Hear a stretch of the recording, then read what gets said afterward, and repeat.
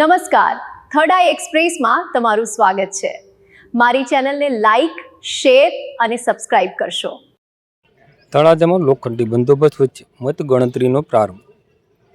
તળાજા મતગણતરીનો મહાસંગ્રામ ત્રિપાખ્યા જંગમાં કોણ મારી જશે બાજી। આજરોજ તારીખ 28 એપ્રિલ 2024ને મંગળવારના સવારના 9:30 કલાકે વાત કરીએ તો ભાવનગર જિલ્લાના તળાજા તાલુકામાં સ્થાનિક સ્વરાજની ચૂંટણીને લઈને આજે નિર્ણાયક દિવસ છે। તાલુકા પંચાયતની 32 બેઠકો અને જિલ્લા પંચાયતની 8 બેઠકો માટે મતગણતરી આજે સવારથી શરૂ થઈ ગઈ છે। તળાજા શહેરની સરકારી વિનિયન કોલેજ ખાતે કડક પોલીસ બંદોબસ્ત વચ્ચે મતગણતરીની પ્રક્રિયા હાથ ધરવામાં આવી છે। સવારે જ ઉમેદવારો અને તેમના એજન્ટો મતગણતરી કેન્દ્ર પર પહોંચી ગયા હતા, જ્યારે કોલેજની બહાર સમર્થકોની ભારે ભીડ જોવા મળી રહી છે।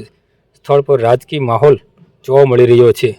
કોણ હારશે, કોણ જીતશે તેની પણ ઉત્સુકતા જોવા મળી રહી છે। કાયદો અને વ્યવસ્થા જળવાઈ રહે તે માટે પોલીસ દ્વારા લોખંડી બંદોબસ્ત ગોઠવી દેવામાં આવ્યો છે। આ સમગ્ર પ્રક્રિયામાં તળાજાના ડેપ્યુટી કલેક્ટર, મામલતદાર, તાલુકા વિકાસ અધિકારી તેમજ પોલીસ વિભાગના ઉચ્ચ અધિકારીઓ ખડે પગે ફરજ બજાવી રહ્યા છે।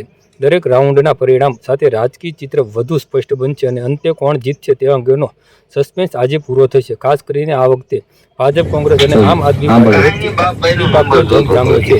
અંદાજ છે કે બપોરે 2 વાગ્યા સુધીમાં અંતિમ પરિણામ જાહેર થઈ શકે છે, જે બાદ તળાજાના રાજકારણમાં નવી દિશા નક્કી થશે।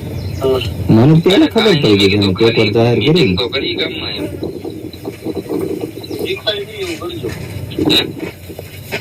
दिखाई नहीं એવું કરજો, અંદરો અંદર બાંધતા નહીં। ના ના ક્યાં બાંધવાનું છે? ત્યાં તમે બાપભાઈને લઈને કરશો ને તો ત્યાં તમારે